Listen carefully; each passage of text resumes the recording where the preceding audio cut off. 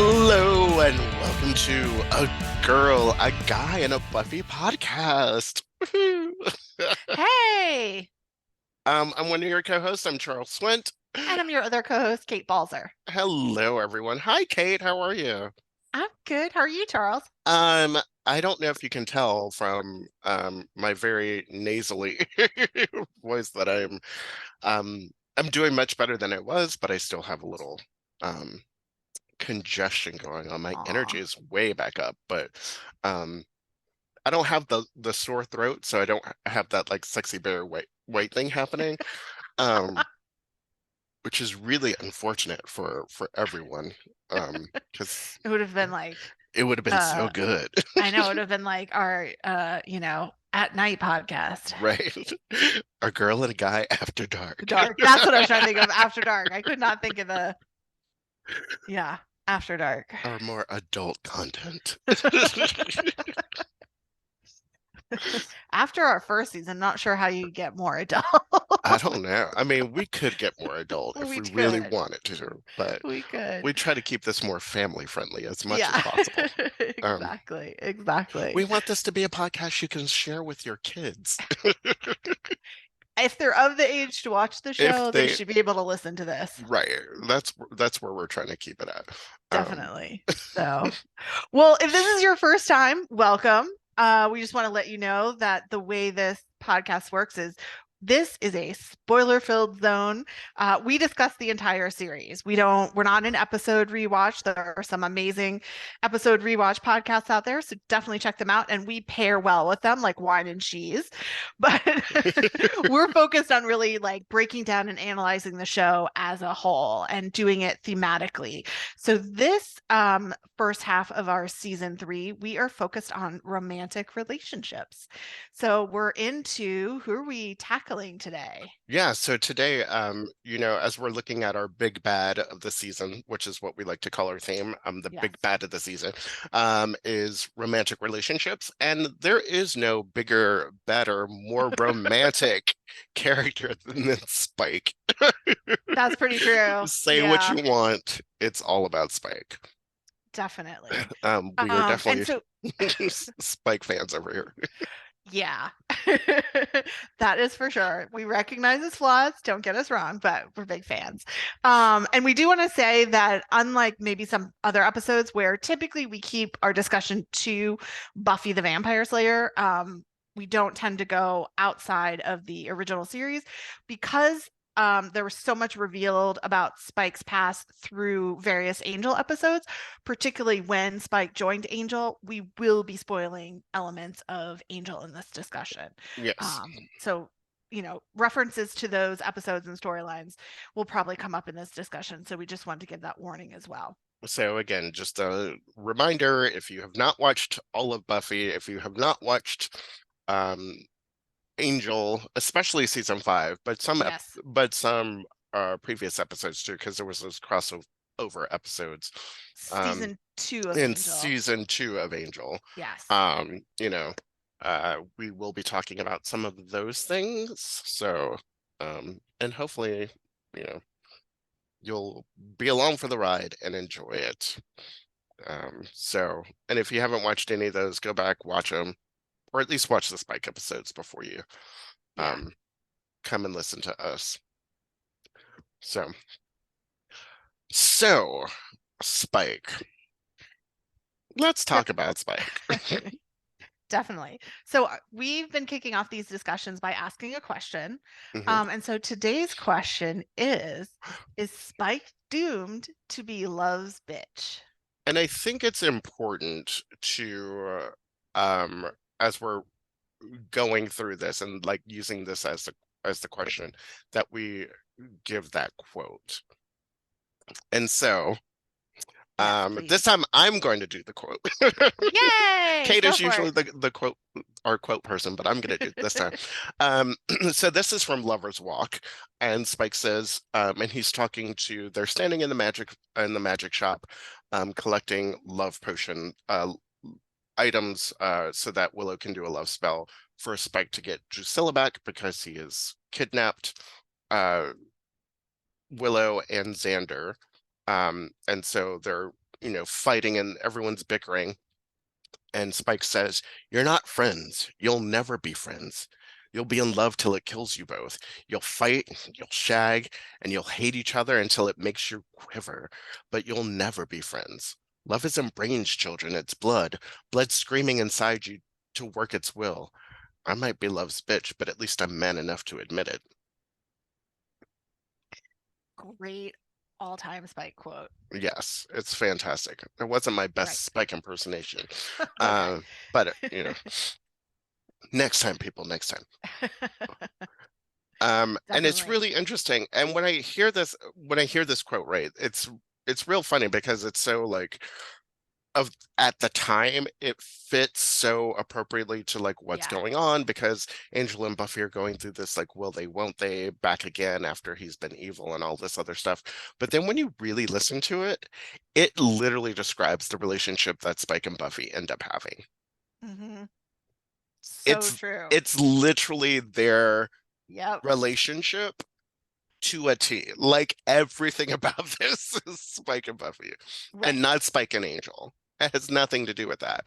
No. And it's very Spike and Drusilla. I mean, you see where Yeah, he's coming from and his, you know, it's like there's elements of truth in it, but then there's elements where you're like, dude, you are so twisted.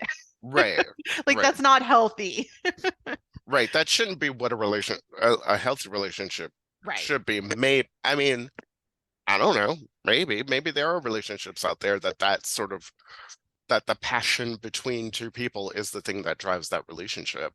Um, True. It you could know, apply in a healthy way. Yeah, and even like the fighting, like it's good to fight in a relationship. It means you're communicating with each other.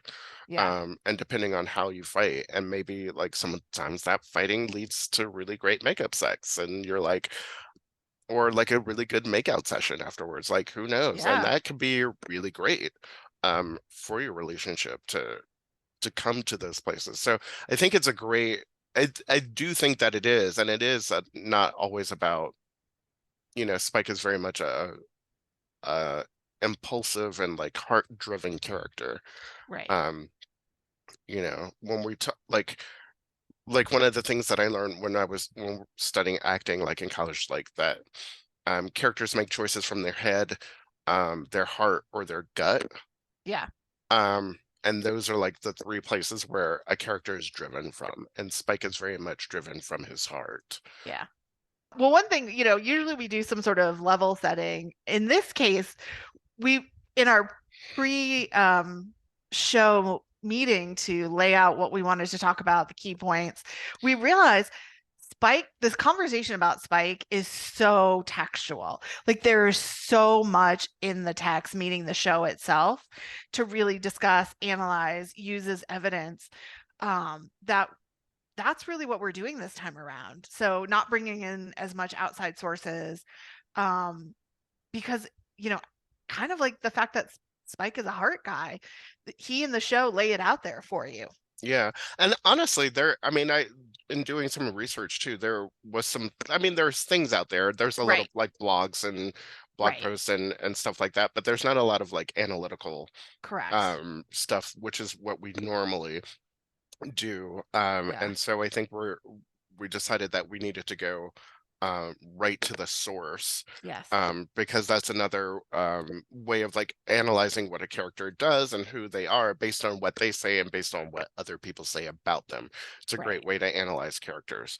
Um, so, Kate, do you have some quotes that we can use to sort of level set and like how we're going to talk about Spike? Sure. Yeah, so we just decided to like straight up go chronological. Kind of start at the beginning. So it's chronological of Spike's story, but not chronological of the series. Because obviously we learn so much more about him in later seasons, particularly Lies My Parents Told Me. Obviously Fool for Love. Mhm, And then in, like we said, from the Angel episode of Destiny. Those like three episodes are like, if you want to know Spike, watch those three episodes. That really gives you like so much of who he was over time. for sure.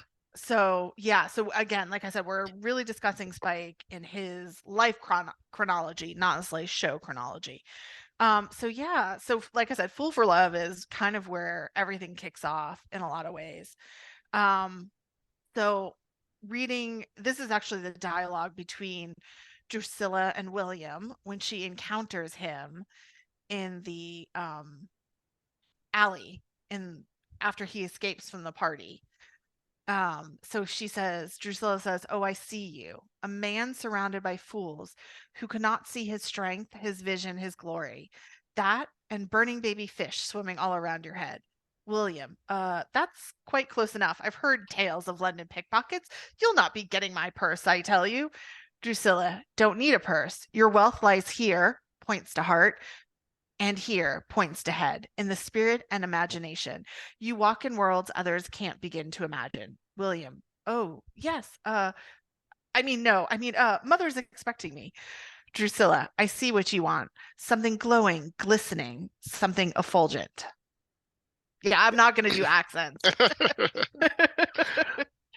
Right. Oh, something effulgent. Yes. Oh, and you know what? I did do this a little out of order. So the one that comes before that too, I think, which is so core to Spike's character and William's character.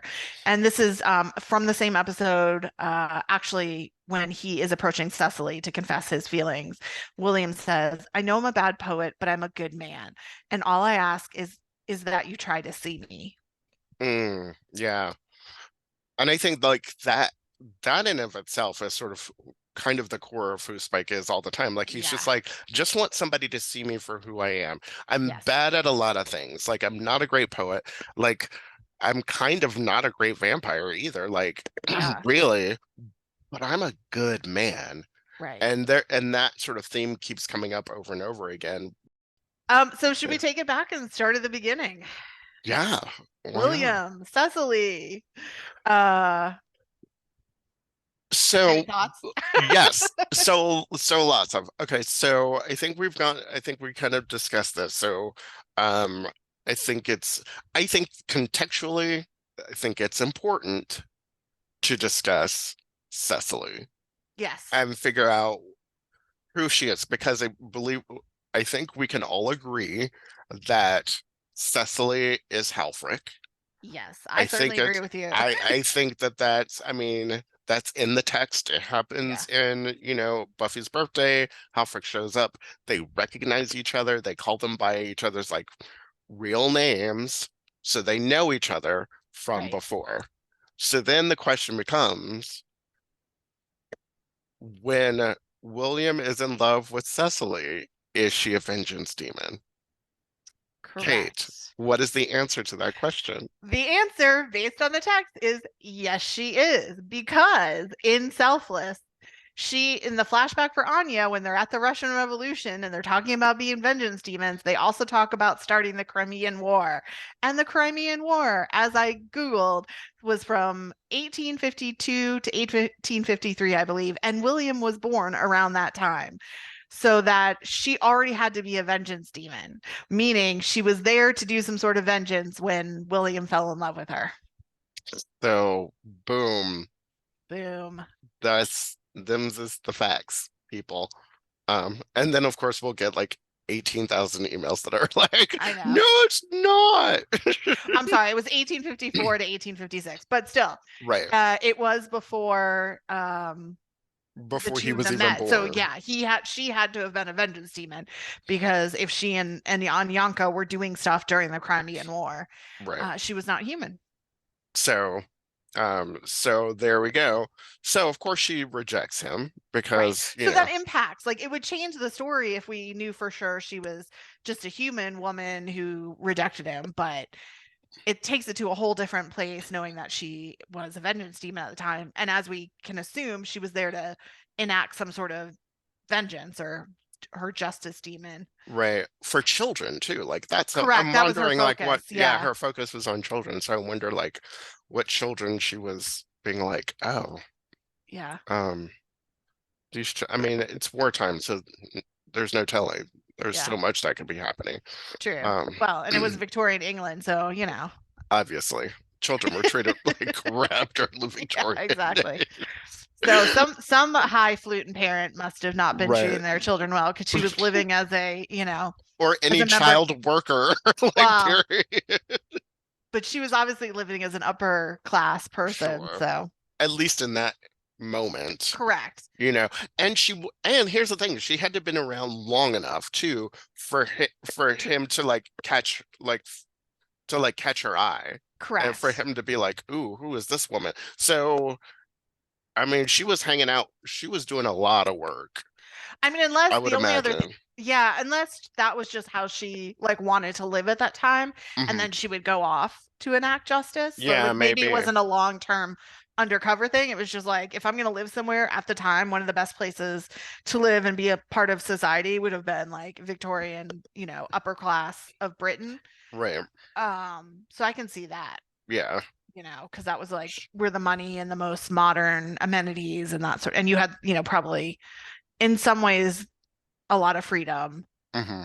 relatively speaking. As a woman, like Correct. living as a woman, yeah. Yeah. Um, so So yeah.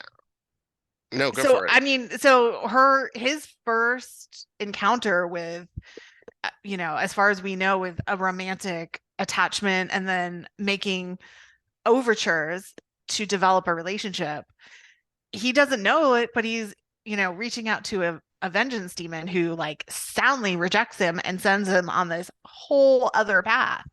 Right. And it also, I mean, he's surrounded by all these bullies and stuff like Yes. that, and these other men of his, that are of his station and of his class that are Right. also sort of, rejecting. So I think, there's a little bit of like glee that Cecily probably gets out of that, that Halfrek is probably Hmm. getting out of like the torment of this man as well, and being like, oh, even not in my vengeance guys, I can still get some. Yeah. And I wonder, it's one of those things where it could be like, as they're sitting around the parlor, she's like egging this on to like Hmm. get them to be cruel to him and like manipulating the situation to make them, make fun of him and all of this other stuff. Because, the poetry isn't terrible. I Mm-mm. mean, you know, No, in fact, when you really think about William, I mean, for all his like sort of nerdiness, quietness, he really has like a strong sense of character hmm because, I mean, here he is being bullied, but like he's still willing to, write his poetry. He's willing to take a risk and ask this woman to share his, his feelings and, see if she's interested when he, you know, is in a society, in a group of a social um group that doesn't treat him very well. He has a sick mother who, he's very dedicated to. So he really kind of shows in those multiple ways that his strong sense of character, it's not just about his heart or who he loves. hmm Yeah, and I think he does these things because he loves all these people, because he Yes. cares. And so it's like this sense of duty. And like I was saying before, like he does it just because that's what you should do, not because you have to do it. Like, I'm Yes. gonna take care of my sickly mother because that's what you should do. Like, Right. she needs the help. And I'm gonna like, granted, they take his, like, he doesn't offer his poem, they take the poem from him Right. and read it, but then he leans, but once he's exposed, he's like, well, since I'm here, Hmm. I'm gonna take the risk, Right. and do it, consequences be damned. And then, you know, Yeah. I boom. mean, I think his flaw at the time, which is probably one of the changes he makes when he becomes a vampire, is he's not good at reading the room, Hmm. which he becomes very good at in a lot of ways when he's a vampire. It doesn't mean he doesn't mean he always makes the right decisions because he Hmm. goes from his heart. But, thinking about like what he does in season 4 with the Yoko factor, he's observing all the Right. fractures, but he does not see that Cecily has no interest in him. Like Hmm. he thinks they're the two, um, you know, um, I can't think of the word, but like they're the two good ones amongst these bullies, Right. amongst this, obnoxious group of friends. And when he goes to talk to her about it, she's like, "Are you kidding? I think you're as much of a dork as they do." Right. Basically. Well, he definitely sees something different in her, Yes. and who knows what that difference is, and maybe it is like her otherworldliness that he's sort of sensing like, oh, this is why I'm attracted to you, because you are so Yeah. different than these other people. Um, I yeah, I think there's a little bit of like ignoring reality, mhm, only because like he talks about like they're talking about all the murders happening at the time, and of course, as we know, more so I think in Angel, but you do see them in Fool for Love. It's obviously being caused by Drusilla and Jealous and Darla. But he's like, oh, I don't like to think about such things. I like to think of things of beauty, and so right, there's a little bit of like, I don't want to say sticking your head in the sand, but just like, it's like the way we nowadays, because, often want to choose to like turn the news off because it's just so like contentious. Sort of the same thing. Like just focus on, watching my reality show rather than like right. I would prefer listen to to do like that. what's going. Yeah, exactly. So it's sort of that like same level of stuff. So I don't think he's like completely pretending to like ignore everything that's going on, but like, he'd rather focus on the more like beautiful, positive, upbeat stuff. Right. Because he's a lover, and Yeah. that's something that sort of drives everything about him. And Yeah. um so yeah, I think like, and then all of this sort of rejection and dejection Yes. leads him into like literally into a very dark place, both Right. literally and figuratively. Yeah, well, and Cecily does it in such a cruel way. Like, Mhm. it's one thing to be like, compare the way Buffy let Xander down. Right, It's like I'm not interested in you, but like I still care about you. I mean, granted they had a friendship, but she did that as like kindly as possible. I think that's actually one of their best moments. hmm, I don't think she gets enough credit. Or it's not just like it's not one of those scenes that's discussed often, but like every time I right, rewatch it, I'm always like, that is so beautifully done. Like it's just sweet. I'm sorry for Xander, but like she doesn't have to go out with him if she has no feelings for him that way. And then you have Cecily being like, you're beneath me. right. I mean, just so cruel. Which completely plays into the vengeance demon part of it all, Absolutely. like only sort of, Absolutely. is yet another thing, because there is no reason to be so cruel No. other than, just for kicks, Right. just to see how badly you can hurt this man, Right. because you don't care, and here you are, a demon. Yeah. Um, Well, and we know that Halfrek in the season 6 episode, is, as Anya says, her thing is more like children, but it doesn't mean she was always doing children. right, She could have been getting vengeance on, other groups of people too. Maybe she was there for, an obnoxious man, but although that is Anya's thing. right. But it could be a Anya's man who's raison obnoxious, d'etre. but not a scorned woman. Um, Right. so, And yeah, and again, like Victorian, like you said, like Victorian London, like it wasn't a great time for children just in general too. no, not at Like all. it was, I mean, there was so much cruelty and Yeah, like, children working in like these very harsh conditions and things like right. that. And Yeah. they were basically slave labor for a lot of people. And there were a Yeah. lot of homeless children too during Yep. that time. So there was plenty of work in her raison Yes. d'etre. Like, Yes. she probably Very wasn't true. lacking for anything. Um, Right. that's probably why she's, set up shop there and was like, you know, Yeah. Absolutely. Well, so then obviously, as you said, in that his lowest moment that we ever had seen of him as a human, he is driven out into the streets and into the arms of Drusilla. right. So yes, Drusilla. Hmm. Oh, So yeah, she finds him at his like lowest, one of his probably lowest emotional moments. I mean, yeah, if you're looking at everything from like what's going on in his life, his mother is sick, Right. she's dying, Yeah. basically. I mean, like there's no cure for what she has at the At that. time. Right. At that time, there's no cure. I don't think they ever really say what did they Oh, say? I Is it consumption I or I assumed it was consumption based on the a bloody cough. right? I don't remember if they actually ever said. So for those who might not know, that is tuberculosis. They called it consumption back then, but there was no cure because they didn't have the right medicine at the time. Yeah, so that was what I always assumed it was. I Yeah, can't remember if it was ever stated textually. like that's always sort of like the TV trope of, Yeah. oh no, Exactly. there's blood in my Exactly. there's blood in my kerchief. Oh, she's So got you're the consumption. exactly.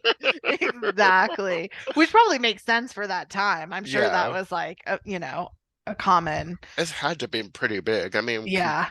considering all the smog and Yeah. the like the dirty streets and Mm-hmm. you know, y'all, London was not clean. Victorian Mm-mm. years, it was nasty. No, I mean a lot of those cities where there were places I'm Yeah, sure all over the world. just Uh nasty. Thank God for modern plumbing, y'all. oh, I'm not gonna lie. mhm. I'm not one of those people, other than like just to like travel occasionally back for like historical knowledge. He's like, oh, I wish I lived in this time. No, No. Mm-mm. I'm telling you, as a woman, I am like super glad I live in this time, even if it's not perfect. And also as a human being, that there is like indoor plumbing, Indoor plumbing, man. in Can't do it. AC, indoor heating, Thank you. HVAC and indoor modern plumbing. appliances. I don't have to be like putting fire in the stove or like wood Sorry, in the stove. environment. Yeah. Really sorry, environment, but I really, mean, if really we can find a grateful. better way to do it, I'm all there for it. But yeah. Right. But also, yeah, can't. So basically, when the, end of the world comes and the apocalypse hits, I will not do very well. No, I'm not ready for I'm it. like, feel free to take me out in the first way. I mean, yeah, with my luck, I'll be like, oh God, I still gotta do this, man. I don't want to.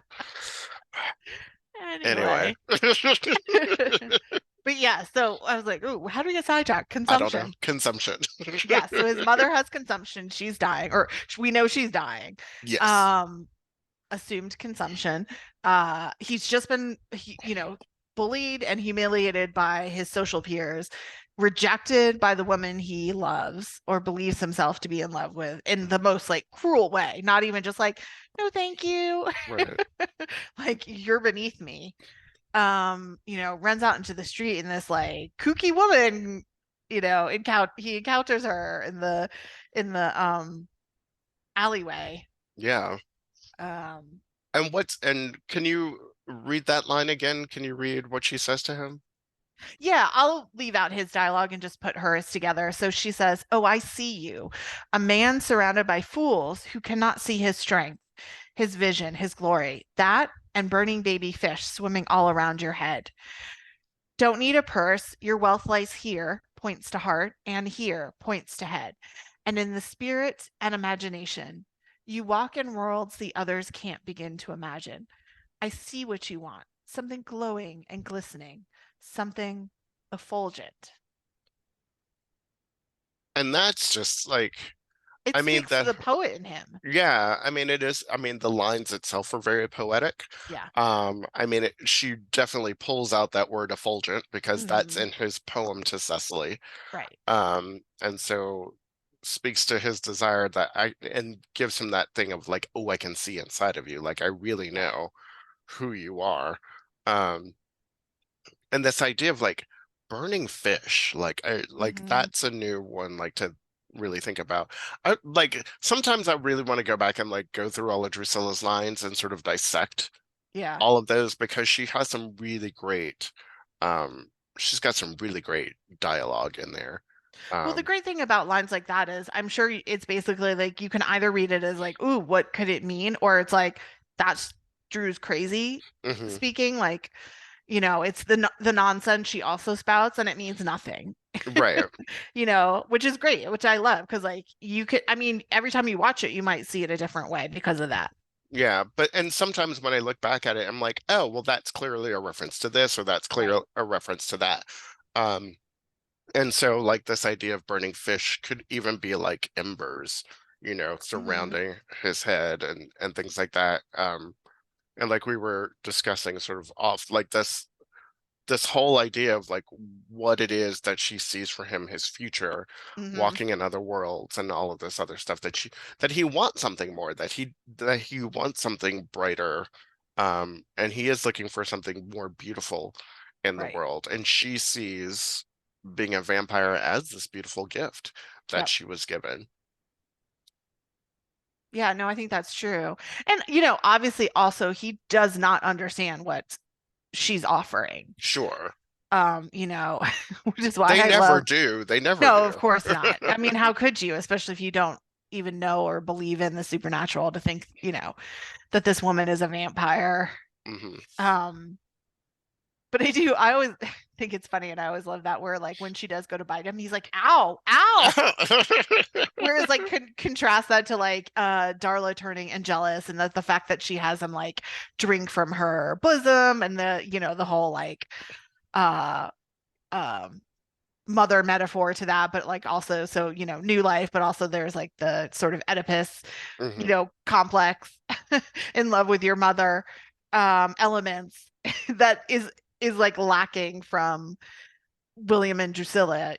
Right. It's just kind of like a straight up turning to begin with, which I Well, kind of appreciate. well, and it's also more about like it's more about the pain. So Yes. it like leads more into sort of, where Darla and Angel have this very sort of nurturing like Hmm. romance kind of thing that is very sort of like my darling, and she's very much like, ooh, come caress me, Yeah. where Drusilla is very like, you know whips and chains, very much into sort of like the BDSM of it all. um you Right. know Well, she has that dichotomy of like the pain, but also needing to be taken care of, which hmm he as William and then transitions into Spike is good at. right. That is one of his roles. I mean, he was doing that obviously with his mother, and then he transitioned into that role with Drusilla as well. A lot of fans will assume that that might be even why Drusilla was allowed to make him. Hmm. I can't remember if that was ever in the text, if there was any offhanded comment from like Angelus or Darla. But I do think there were sort of like references to like Spike being there to like take care of Drusilla. Well, I think there is the implication that, yeah, like that in this grouping or whatever, like that Drusilla has been wanting a Hmm. playmate of some sort. Yeah. That she had gotten to the point where she needed something more, and they were like, well, yes, go make you something. And we're gonna trust you to make your own mate. Yes. Um, and this is the one. So like, yeah, to think like Spike as a caregiver, like Yeah. in essence that is who he is, and like Yes. everything in the text supports that, and all Right. of his actions support that, Right. with all of his romances, and with most of the characters too, like even Hmm. going through with Dawn, like he becomes a caregiver to Dawn in a sense too, and Joyce. Hmm. um you know it's just who he is. Yeah, and it very much so. And I think it's also interesting the way that um William and Drusilla's relationship starts or how she makes him and does that transition. And some of this we don't learn until later because of Spike's offhanded comment after Buffy's resurrection, and he knows why her hands are damaged, that she had to dig her way out of her coffin. Mhm. And he goes, I know, I've been there. So it's interesting because nobody actually ever knows that William is dead. Because as we saw in Lies My Parents Told Me, they know he's missing, but he shows up and his mother's like, William, where have you been? So he was never found dead. Obviously, Drusilla took him. And so she chose, because, as we learn in an Angel episode, Drusilla is all about tradition of Mhm. those kind of things. But she chooses to bury him in a coffin. Yeah. And so he has to dig his way up. So his like making is painful, his rebirth is painful. And It doesn't necessarily have to be, but that's like who Drusilla is. She's about the pain because Angelus made her that way. well, and I also wonder too, because it feels like, I mean, at least ritualistically, like we see that from, Mhm. and I don't know if that's necessarily the nature of all vampires, but it's the implication kind of is that even in the making and the turning of somebody, like, yes, it's the like, I bite you, you bite me, we exchange that blood, but then also part of the ritual is that you must be buried under earth so that you can be reborn. Right, And but in the episode where Drusilla sires human Darla in Angel, right, she just buries her in some low-level dirt in a rooftop right, garden. right. So, Yeah, but there is still, but that process of like dirt being put over top of you is a part right, of that process, but it doesn't necessarily have to be like 6 feet deep in a coffin. right. And it doesn't have to be that level of Right. pain and confusion Hmm. because for the moment you still think you're human, so you think you're buried alive, until you figured out and your instincts take over. But even I'm sure until you get out and your sire confronts you, you're not thinking, oh, I'm a vampire now. Right. You're just trying to figure out, oh, like, why am I not breathing? Like, Right. why do I not need oxygen? Yeah. Um, I wonder how many vampires get like who get turned and get buried and don't realize and don't figure out to fight their way. I wonder if there are people, there are vampires who are just like living underneath Sunnydale, just like trapped in their coffins, who have not figured out that they need to Oh my fight their God, way that would be out. like crazy. Although, all that to say, so again, people, sorry, we're going to be spoiling. I'm going to be, excuse me, spoiling Angel. In the episode where we learn about the submarine and he had to Oh turn yeah. Lawson, he didn't Hmm. have to bury him. Oh, that's true. So then that's a little So inconsistency there.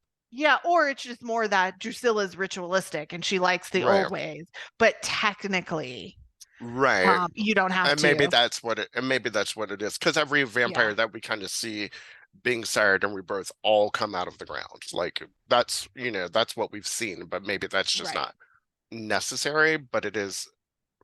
Well, and it's also may just be like the wackiness of the Hellmouth. Like they never really get into this, but like when Buffy slays somebody coming out of the grave, you never see his or her sire like hanging out there. Yeah, yeah. So it Also, could just be like, we also have seen like vampires coming out of the morgue too. Like we did see right, some of yes, that. So they were yes, like not buried necessarily, but they were right, still in the morgue. So I guess right, it's just a matter of like the passage of time that happens yes, between their death. There is a a set amount of time that happens between death and rebirth.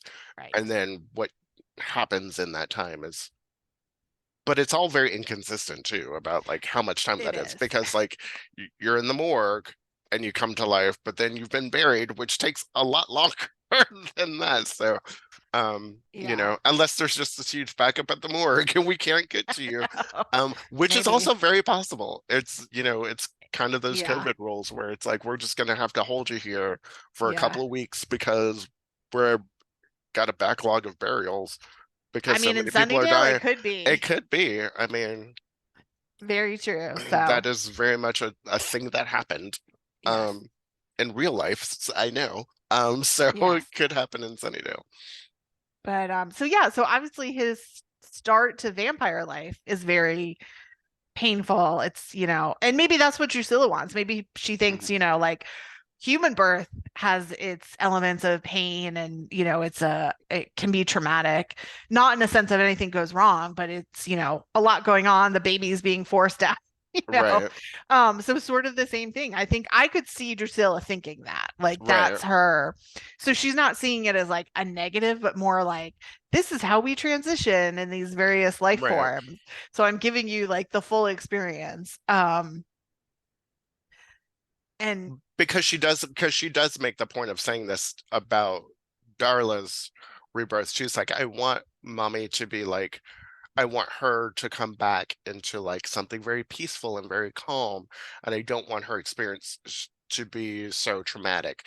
This is why she's like, I want her to be surrounded by flowers and yeah, like not having to do all the digging and all that stuff, but she can wake up and it be beautiful and lovely because right. that's my mom and that's what I want for my mother. Um, Grandmother. yeah, her mother, grandmother, daughter. Yeah.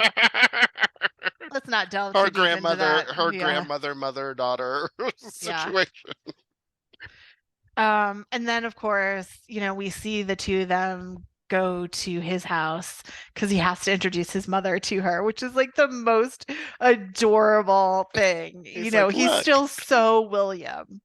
And Drusilla's like, uh, the three really? of us together forever. And she's like, with your mother. I know. She was like, So ew, great. no. Yeah. And then I, as part of that, the lessons he learns, it doesn't directly tie into his relationship with Drusilla, but again, it's another stepping stone in that transition of him to Spike, is when he realizes, you know, his mother did not come back like him after he Mhm. turned her, and he is forced to take her out.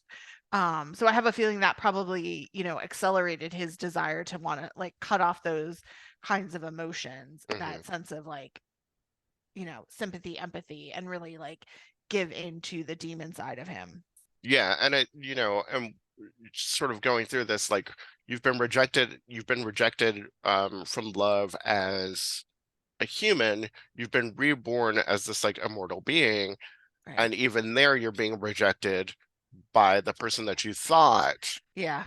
could love you no matter what, and that's still rejecting. And really the only person who's really giving you any sort of love or any, the affection that you are desiring is this crazy person who turned you into a vampire.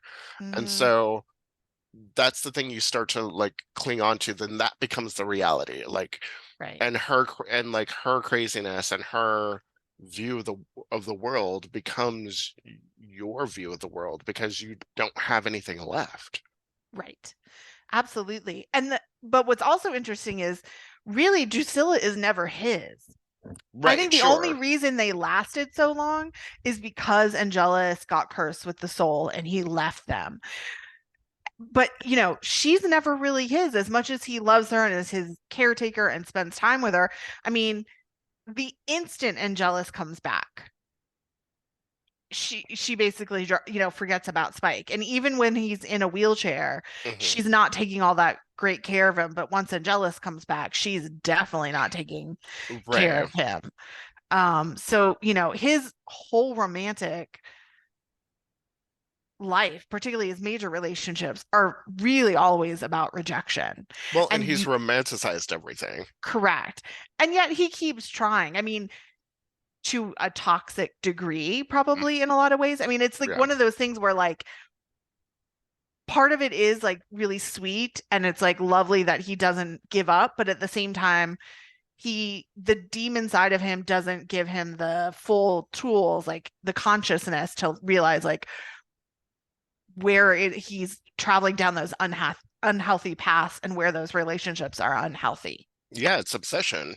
I mean, It's very much obsession. it's this obsession with Drusilla, and it is, it's his obsession with Buffy and like Hmm. everything that he goes through, like, and like you were saying, like Drusilla was never really his, and and when we do the flashback, I think Right. it's on Angel, Yes. And where Destiny. and Destiny, where he basically like where they're all hanging out and Yeah, I have the Spike I have the comes quote. in. What's the quote for that one? Sorry, I have the quote if you want me to Yeah. share it. Okay, so yeah, it's in Angel episode 5.8, Destiny. So yeah, they're flashing back to when Spike is newly made and just joins Angelus and Drusilla. And he's kind of like broing out with Angelus. It's like the first time he has like a real guy friend, and Angelus is all excited that there's another male in their group. And so Spike has come back. Well, I think at that time he's still technically William. He hasn't given himself the nickname Spike. So he's just come back after like killing and carousing with Angelus to be with Drusilla. And he sees Angelus having sex with someone and thinks, "Oh, good for you. You're getting it on with the woman we just kidnapped from her wedding." And he realizes, no, he's having sex with Drusilla. And William thinks of Drusilla as his, like that they're in a monogamous relationship. And Angelus says, there's a whole bunch of dialogue, but it wraps up with Angelus, "Just don't get it now, do you?" Picks William up by the lapels, throwing him onto the couch, pushes the corpses off the couch, and sits by William. "Well, you're new and a little dim, so let me explain to you how things are now. There's no belonging or deserving anymore. You can take what you want, have what you want, but nothing is yours." Drusilla walks out into the doorway. Not even her. "William, you're wrong. We're forever, Drusilla and me."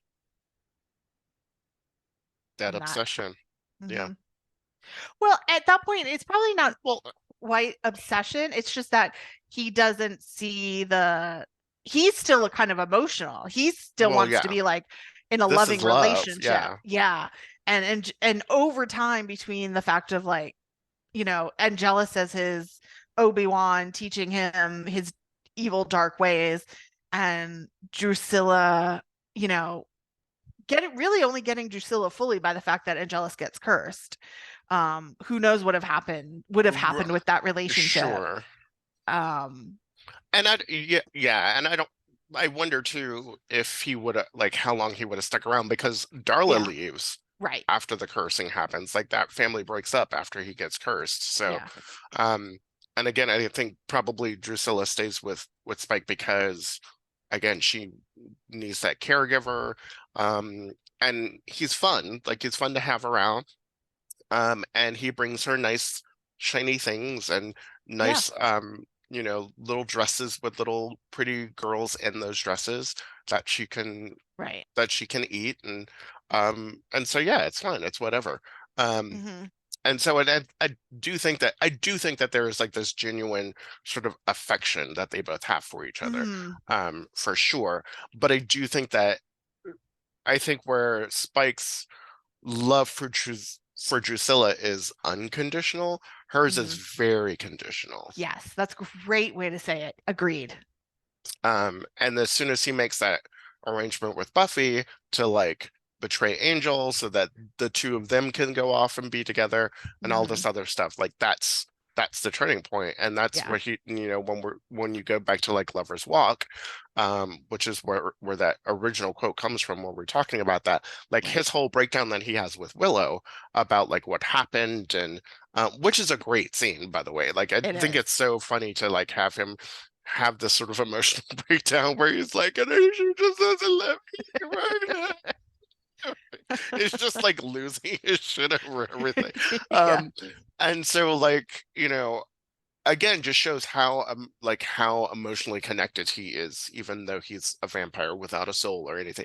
Like the genuine feelings that he has Yeah. for her and the lengths that he's willing to go to get the woman that he loves back.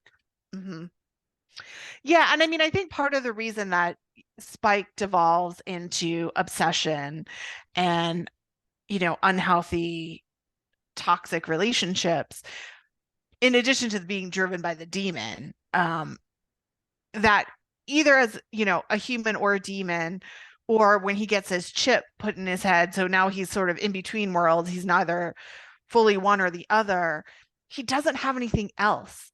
So Hmm. that is what he fixates on. He's not a whole person. So then, it shifts from Drusilla to Buffy. Hmm. Um, and he's so because of that, between that and the demon, he just really is incapable. Even if he has moments of empathy or sympathy or, doing the right thing, he's incapable of fully being that way because of not being a fully actualized being. And obviously in the world of Buffy, the soul makes the difference. Um, we could argue that in another episode what the soul is or isn't, because we can always as you and I've said, and many fans have said, I mean, you can look at people in the real world who've done horrible things who quote unquote have a soul, a consciousness, whatever, however that's defined. But based in the text of Buffy, he'll never reach that point until he gets a soul. Right. Um, and we see, and again, like this idea that he has Drusilla is his way. Like Drusilla Yeah. is his way, the thing that he that gives him purpose and meaning. And then when he, and I think you start to and again, I think this goes back to sort of the sort of the greatness of the writing of the show is that when he meets Buffy and when he sees Buffy, he really starts to like this his obsession starts to show. Mm-hmm. Um and it's like this obsession to kill Buffy. Like I've got to like there's something Yes. about that starts to take over, which takes his attention away from Drusilla Yeah. and he starts looking at someone else and it's not Drusilla. So I do see where when Angel comes back, it's so much easier for Drusilla to be like, well, I'm gonna hang out with him because you spent all this time like obsessing about killing Buffy and like getting rid of her and doing all of this other stuff. And then when he gets the chip put in, then it's all about well, I got to get this chip out of my head. Mm-hmm. Um, then that becomes the new obsession because it's like I'm trying to get back to where I was because now I'm lost. Um, and he, like everybody else in season 4, are just kind of lost characters for a while because they Yes. don't know who they are. Like nobody Yes. really understands who they are because they've all been changed in some way. Xander doesn't have school anymore. He's living in the real world, and Buffy's got this secret agent boyfriend, and Willow's coming out and doing like everyone's sort of just like lost, and Spike's Mm-hmm. included in that. Like I Yeah. have a chip in my head, so I'm not bad anymore. Like I can't be bad anymore, even though I want to, Right. but I'm not a good person either. Like I'm not a good guy either. And I don't have Drusilla anymore. And I still kind of hate Buffy, but now I kind of need her. Right. Yeah. And it's interesting too. I'm so taking aside the fact of like, oh, well, he's written that way, because they wanted to keep the character. So putting that sort of real world aspect aside, when you think about Spike and getting the chip, again, who he was as a human plays so much into that. Because if you think about Angelus getting a chip, like he would have done anything, A, to get it out. And if that wasn't possible, he would have been like rounding up minions to like go after, Buffy or the Mhm. initiative so I think there's an element of both like who Spike was as a human. So there's that goodness lives, like there's a sliver that lives in him, and that's where that like love comes into play. But I think there's also an element of he's not as driven as Angel, Angelus, Liam. Well, Liam isn't so much, but like I think Angelus is. Right, He's much more like if there's something he wants, he'll go after it. right, Uh, it as a vampire, it was typically stalking young women. sure, That yeah, sounds familiar with Angel, but um so Spike like kind of lacks that too. He's just not like if he can't even, as we know, how we meet him is he couldn't even focus to go to last of the week to go to St. Vigius. He's like, I'm showing up early and I want to come after the Slayer. I'm impatient. right. Like he does, like he has a plan, but his plans aren't really well thought out. Like No, he's more reactionary. Again, he's very like much. kind of just going based on like this sort of instinct that he has to like do this thing. Right. Where I think where if it were Angelus with a chip Mhm. in his head, I mean, ugh, that raises a whole other I know. set of Like things I that said, I you have would to have to like really sit down and think about what that what that would look like. yeah, I mean, like I said, you have to take out the fact that the reason Spike is that way is because obviously they were not going to write his character off the show, so you have to Sure. like, you know. But if you kind of look at it just as text, not taking that real world element into account, um, and I think it does fit his character that he's not like super driven because I think also he's very much a social creature. And so he needs to be around people. And even though he's fighting it, he's really kind of like, there's a subconscious part of him that wants to be a part of the Scooby Gang. Just he wants to be around people. Right. And they like obviously he went to them because he knew they would help him. He knew that Buffy was not only like a good slayer, but she was a practical person. And if he had information he could offer her about something that relates to slaying and protecting the world, she would take him in and listen. Right. And I mean, it's very much a relationship of opportunity, Oh especially for yeah. season 4. Like he needed protection because he wasn't, he couldn't necessarily always defend himself from the stuff. There was the initiative out looking for him and hunting for him. So Hmm. he needed to like keep Buffy on his side and use her as a shield. Hmm. So it very much became, but I think in the course of all of that, um, plus he was like, also, I don't really like you people, so it'd be fun to fuck around with you all Yeah. and see what kind of like mischief I can cause because I'm bored because I can't Right. eat people, but I can at least fuck with you guys. Um, Yes. and Yes. so, but I think in that we start to see, where he can see what they're doing and starts to see a little bit of more of a we can see how he starts developing feelings for Buffy. Right. But I think he starts to, particularly the women, because we know Spike is definitely more comfortable around women, I think. Not that he's uncomfortable around men, but like the way he's written, he's always kind of attracted.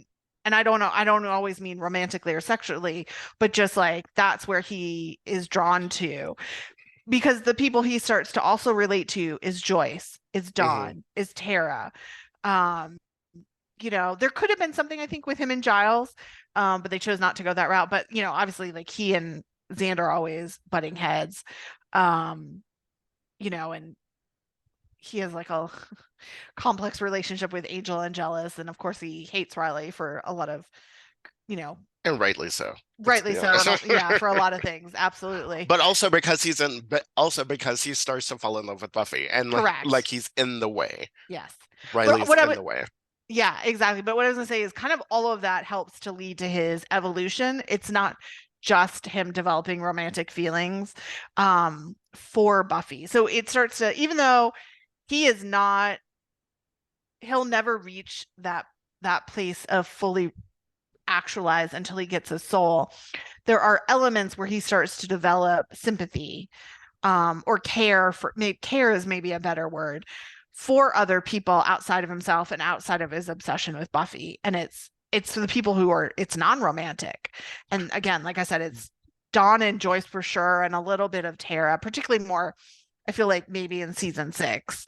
Well, and I think all of that too I think all of that stems from his love for Buffy. Like he Yes. treats all of those people well, and he does all of those things for those people because well, like with Joyce, I think it's a little bit different because I think Joyce, she just treats him like a person. And Yes. so like for him to be like, again, when someone treats him in a way that like where they don't see the monster or anything like that, again in Lover's Walk, like she invites him in Hmm. like outside of nothing. And Yeah. then they're sitting down and having cocoa and doing all this other stuff. Like she treats him like a person. But like I think with everybody else, with Willow, with Tara, like I think the care that he shows for them and for Dawn and all of that stuff, um, is because of Buffy. Like it's because I love Buffy and because I know these things are important to her. They are now important to me. And so I will Yes. protect them because you need me to. Right. And that's where having the soul makes a difference, because he doesn't care about them himself. Right. Like and you can evidently see that in the opening episode of season 6 when they're all um on patrol and he's helping out, but like he's taking his time to rescue Giles. He's Right. like, I'm gonna save him for Buffy, but like I don't really care.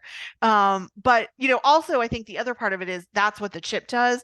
It gives him, because it forces him to interact with them on a human basis. And so he slowly starts to see them differently. I mean, that's obviously how he sees Buffy differently.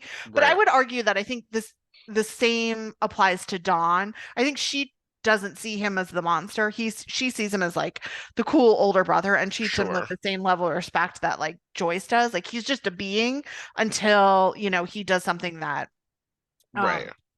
hurts her, which is really hurting Buffy. Well, and Um, and she totally has a crush on him too. Like, oh yeah, yeah, yeah. yeah. Absolutely. In the beginning. That's for sure. So, he's allowed to grow to those places, I think, because of that chip, and he interacts with them on a one-on-one basis. And it's not just enemies now. I'm not just there to like take you out or, Right. And I think and again, and I would agree with you. I think our subtle distinction, and maybe it's not so subtle or anything like that, but where we're sort of agreeing on the same track is that I think that all of that, like chip or no chip, I think like I mean, the chip makes way for that, but all right. of those choices are, I don't know if he, I guess the question comes like, would he have fallen in love with Buffy had he not been given the chip? I don't think so. I think he would have always like lusted for her. But if he didn't spend time with her and like that and start seeing her and as a human. You know, and I think Joyce getting sick, because obviously we didn't know in season 5 about his mother. Hmm. Or no, we did. Sorry, we did, because we learned in Fool for Love. Um, but I think that's part of it too. Like he was able to relate with her, and that pulled up that like human, Hmm. um, what he went through when he was human. So I think that probably different things started happening that started to connect them more and more. And he saw her as a person. He still was obsessed with her, and it Right. was inappropriate the way he handled the situation, but it opened him up to that possibility of it being more than just sort of sexual attraction or lusting after her. Right. I just like I think all of the other relationships that he has with the rest of the Scoobies are like, and even with Dawn, and yeah, I get that Dawn didn't, but like his protection and his sort of like care for her is again out of an obligation to Buffy. Like it's clear, it's like very much like I made a promise to her, Yeah, and I want to hold on to that promise because I love her. yeah, I'm not disagreeing with it. I'm just saying Yeah. it's more than that. It's all these different aspects. It's not the only part of it. I would say that's true on some of the other people, but I think like Joyce and Dawn are very much their own. um he has his own relationship and feelings for them, and it's not just about caring about them because of Buffy. Like he cares about them in his own way. Hmm. He stays after Buffy dies because of that promise. Right.